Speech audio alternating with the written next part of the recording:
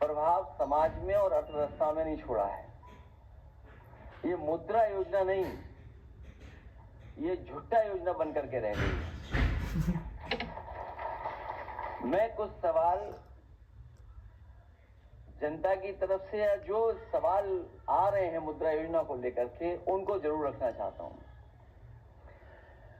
मुद्रा योजना की पहली दशकीय पारी होने पर 10 वर्ष के नाम पर निम्नलिखित 10 महत्वपूर्ण, सरल और सीधे सवाल तो जनता भाजपाई से पूछ सकती है, और हम लोग भी भारतीय जनता पार्टी से पूछना चाहते हैं, क्योंकि आंकड़े के खेल में कोई नहीं जीत सकता उनसे।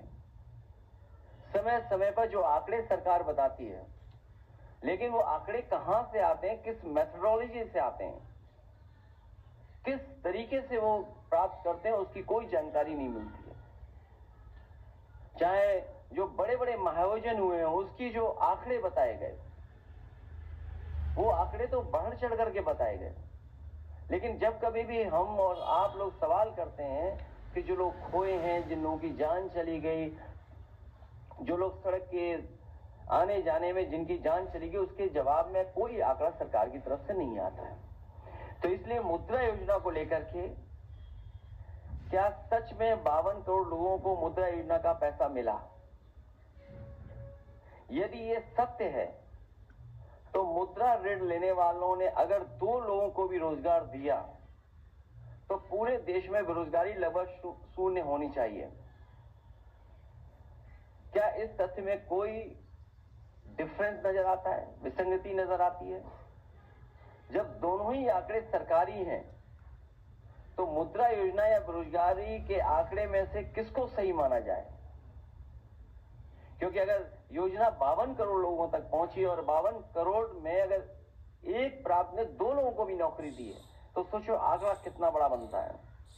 मुद्रा योजना में लोन लेने के रूप में बांटा 33 लाख करोड़ रुपया किसके खाते में गया है? ये 10 साल की योजना में कोई छोटा मोटा पैसा नहीं इकट्ठा हुआ है या बांटा नहीं गया, 33 लाख करोड़ रुपया बांटा गया है।